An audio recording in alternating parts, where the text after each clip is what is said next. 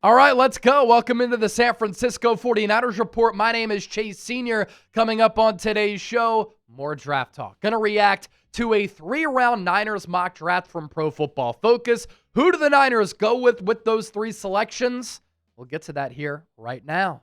KC Concepcion, the wide receiver out of Texas A&M, going to the Niners here with the 27th overall pick in Pro Football Focus's latest 3-round mock draft. It's funny because in my first mock draft, which I dropped last week, I also had KC Concepcion going to the Niners with this pick.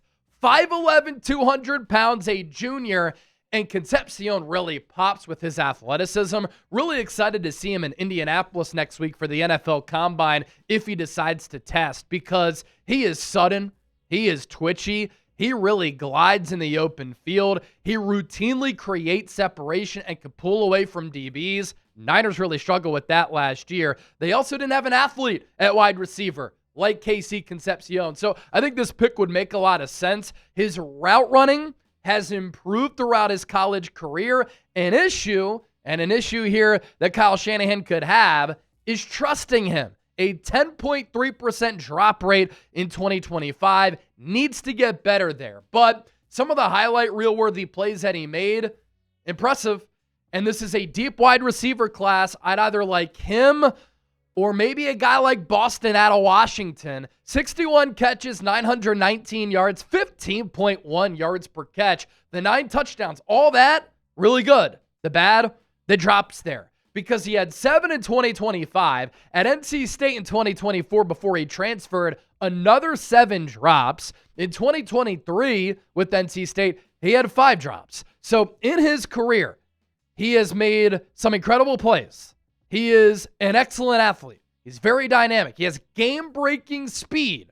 But 19 drops in 3 seasons is something that is a little bit of a red flag, and it's not ideal. Here's what PFF said on Concepcion to San Francisco. The 49ers appear on track to trade wide receiver Brandon Aiyuk this offseason. I think it could be a release, by the way. And they could lose Jauan Jennings to free agency as well. Concepcion earned a 78.3 PFF overall grade against man coverage, averaged 2.46 yards per route run, and caught 66.7% of his contested targets in 2025.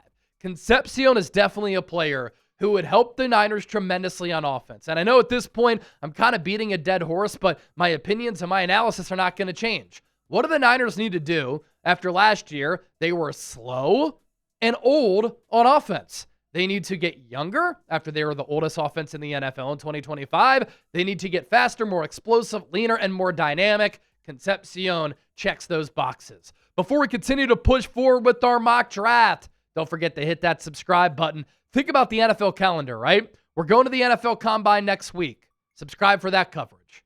Right after that, March 9th, the start of NFL free agency. Then it's the NFL draft at the end of April. Some of our biggest events of the year. Can't wait to cover it all right here on the show. And that's why you also turn on your notifications. Therefore, anytime we go live, anytime I publish a video, you will get that push notification. Also coming up, St. Patrick's Day. If you want to become a member of the Bay Area drinking team, if you want something to wear as you're going on a bar crawl to celebrate St. Patty's, get these limited edition shirts from us here at Chat Sports. You get to look good and you can support the movement and the channel. Chatsports.com/NinersGreen. 2 colors available. Kelly Green for St. Patrick's Day. There's also that black shirt that we showed you as well. Celebrate St. Patrick's Day by becoming a member of the Bay Area drinking team. We've sold a lot of these so far. Become the next member. Chatsports.com/NinersGreen.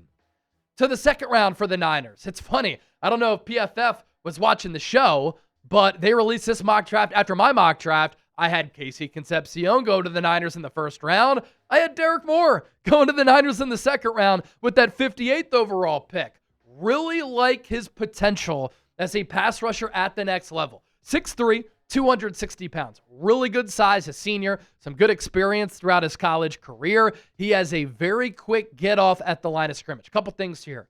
The Niners usually like bigger defensive ends. Derrick Moore is a bigger defensive end, but they haven't always gone after guys who are quick twitch and have that bend coming from that defensive end spot. I think they need to change a little bit of that philosophy. So Moore has that, but what the Niners do like from the defensive end spot is somebody who can set the edge in the run game. And Derrick Moore can do that. I like the momentum in which he moves with, the length, speed, and power to his game. Needs to be a little bit more consistent against the run, but what I like is that he's a willing run defender and has shown a willingness to get better in that department. In 2025, 30 tackles, 10.5 sacks. Good production there. 10 sacks, 10.5 TFLs. Made some good plays getting after the quarterback and stopping the run. 41 pressures as well. And then he was disruptive with 2 forced fumbles and 1 fumble recovery. His career, a pretty good one. Now, the sack production finally took a leap in his senior season. He went up from 4 sacks to 10 sacks, first double-digit sack season of his college career. But what I do like is the pressure numbers there. You know, despite the 4 sacks in 2024, still had 37 pressures, 5 sacks in 2023, but still had 26 pressures. This is a player who the Niners can build around at the defensive end spot. And then with the Niners' 3rd-round pick, again, this is a 3-round mock draft reaction, Michael Taaffe, the safety defensive back out of Texas, to the Niners here with the 92nd overall pick. At that safety position, I think he looks and plays a little bit bigger than being 189 pounds. A pretty neat story here. He was a walk-on with the Texas Longhorns. Developed, got better, improved, worked on his body, worked on his game, turned into an All-American player. The junior year was definitely better than the senior year, but that was the case for the entire Longhorns program. A good muscular frame. He tackles well in space. He can tackle against the run and shoot gaps. He has positional versatility if you want to play him in the slot, if you want to play him at that safety spot. And then he has some ball production and special teams value. Ball production important because I think the Niners need somebody on that back end who can make plays on the pill. And if you want to develop him to start his career, he can at the very least, immediately help you on special teams. Career stats in 53 games. He was also a little bit injured this past year. 222 tackles, 9.5 TFLs, 7 picks, 14 pass breakups from that safety position. Pretty damn impressive right there. So what position must the Niners target in round 1? Join the conversation down in the comment section right now. Draft talk really going to heat up here on the 49ers Report, and we're only getting started.